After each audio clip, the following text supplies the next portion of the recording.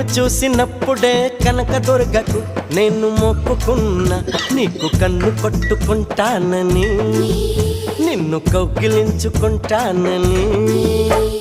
నిన్ను కొలిసినప్పుడే సాయిబాబాకు నేను మొక్కుకున్నా, నీతో సంధి చేసుకుంటానని, నీతో సందులోకి వస్తానని. రాఘవేంద్ర స్వామికి మొక్కుకున్నా, నీతో భాగస్వామి నవుతానని. మూడు కళ్ళ శివునికి మొక్కుకున్నా, నీతో 3 రాత్రులవ్వాలని.